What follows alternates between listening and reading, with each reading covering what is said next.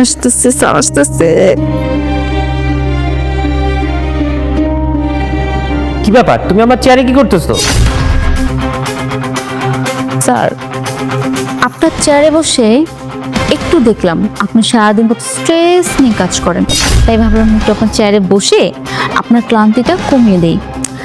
আচ্ছা আসেন না, আমরা দুজন দুজনের মাঝে কিছু আদান প্রদান করি, এতে আপনারও ভালো লাগবে আমারও ভালো লাগবে।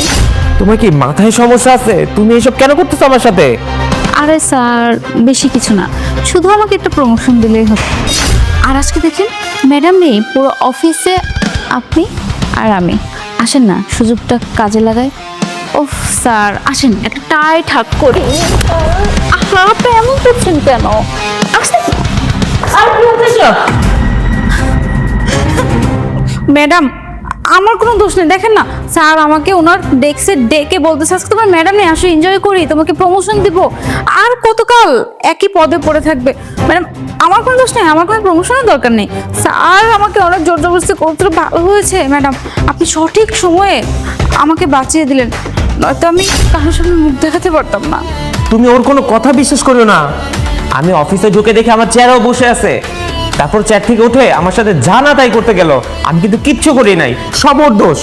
না ম্যাডাম, না, বিশ্বাস করেন আমি এরকম কিছু করিনি ম্যাডাম। আপনাদের প্রতিষ্ঠানে আমি এত বছর ধরে চাকরি করি, আমি তো কখনোই এমন করিনি, তাহলে আজকে কেন এমন করবো? আপনি বিশ্বাস করেন স্যার, যা বলছে সব মিথ্যা কথা। আসলে তো পুরুষ মানুষ তো, আপনি পুরাতন হয়ে গেছেন তো, তাই দেখতেছিল যে কারোর প্রতি লাইন মারা যায় কিনা। আমার কোনো দোষ নেই, যা করেছে সব স্যারের দোষ। স্যার আমাকে এখানে ডেকে এনেছে। স্যার, আপনি ম্যাডামকে ভয় পাচ্ছেন কেন? আর মিথ্যা কথা বলতেছেন না, আপনি একটু আগে বললেন যে সাবিহা তোমার মতন সুন্দরী মেয়ে এই অফিসার একটাও নেই, তুমি কত সুন্দর, হট, সেক্সি, তোমার সামনে দিয়ে গেলেই তোমার কাছে আসতে মন চায়, আসো আমরা একটু আদর আদর খেলি। স্যার, আপনি তো সব বললেন, আর এখন ম্যাডামকে দেখে সব চেঞ্জ করে ফেললেন। বাহ! তুমি বিশ্বাস করো, আমি এগুলো একটা কিছু বলি নাই ওকে। ছি ছি, তার মানে এখন অফিসের মধ্যে এগুলো করে বেড়াচ্ছ তুমি, তাই না? অফিসের স্টাফদেরকেও ছাড় দিচ্ছ না? তোমার চরিত্র কবে ঠিক হবে? তুমি তো আগে এরকম ছিল না। ও আচ্ছা, এখন নতুন নতুন মেয়ে মানুষ দেখে যৌবনে উথাল পাতাল করতেছে, তাই না? ক্যারেক্টার লুস একটা তোর তো আজকে।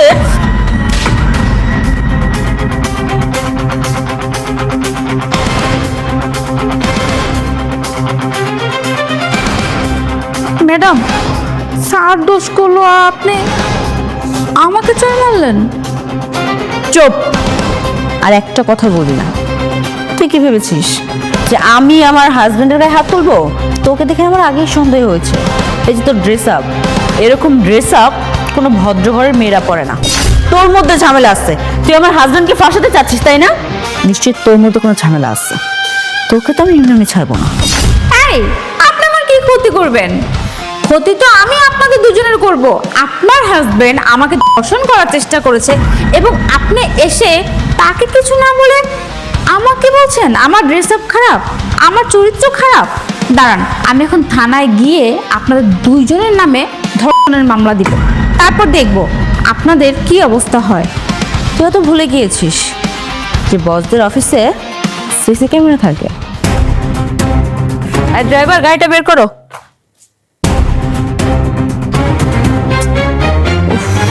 গড, মিটিং নিয়ে ব্যস্ততার কারণে তো রিয়াদের কথাই ভুলে গিয়েছি। অনেক রাত হয়ে গিয়েছে, ও কোথায় আছে? অফিস থেকে আসছে? এক কাজ করি, গিয়ে দেখে আসি। কিন্তু এত রাতে অফিসে যদি না থাকে তাহলে কি করব? আচ্ছা কাজ করি, সিসিটিভি ফুটেজটা একবার চেক করি, তাহলে বুঝতে পারবো।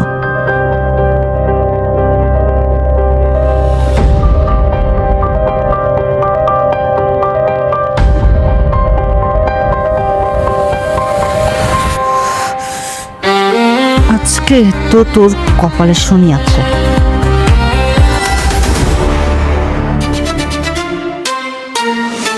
এই যে ফোন দেখছিস, এই ফোনের মধ্যে সমস্ত ফুটেজ আছে। জাস্ট এই ফুটেজটা আমি থানায় দিব, তাহলে না আমার কিছু করতে হবে না, যা করার থানা থেকে পুলিশটাই তোর সাথে করবে। তোদের মতো কিছু স্টাফদের জন্য এই যে আমরা বসরা, আমাদের বদনাম হয়। আচ্ছা, তোর কিসের সমস্যা ছিল? এত টাকা পয়সার দরকার ছিল? বেতন বাড়ানোর কথা বলতে পারতি আমাকে, আমি দিতাম। অযথা তো নাটক করার কি দরকার ছিল তখন আমার হাজবেন্ডের সাথে? আমি আসলে অনেক বড় ভুল করে ফেলেছি ম্যাডাম। আমার না টাকার প্রতি লোভ হয়ে গিয়েছিল। ভাবছিলাম স্যারের সাথে এমন করলে স্যার আমাকে অনেক অনেক টাকা পয়সা দিবে, আর প্রমোশনও করিয়ে দেবে, আমার স্যালারি আরও বেড়ে যাবে। ম্যাডাম আমাকে মাফ করে দেন ম্যাডাম, আমার দ্বারা আর কখনো এমন ভুল হবে না। ম্যাডাম প্লিজ ম্যাডাম, আমাকে চাকরি থেকে বাদ দিবেন না প্লিজ। আমি একটু পথে বসে যাবো আমার পরিবার নিয়ে, এবারের মতন আমাকে মাফ করে দেন। আমি আর কখনো এরকম কিছু করব না, প্লিজ ম্যাডাম প্লিজ। এই চুপ! তোর মুখ থেকে আমার একটা কথাও শুনতে চাই না।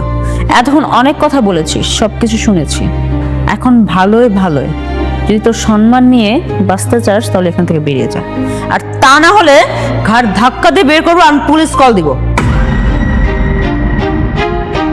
কি দাঁড়িয়ে দাঁড়িয়ে কি দেখছিস? যা বের হ, বের হ বলছি।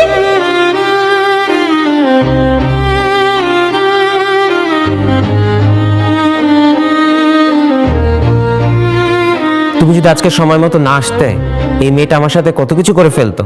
আর থ্যাংক ইউ আমাকে এভাবে সাপোর্ট করার জন্য। দ্যাটস মিন তুমি আমাকে সত্যি অনেক ভালোবাসো।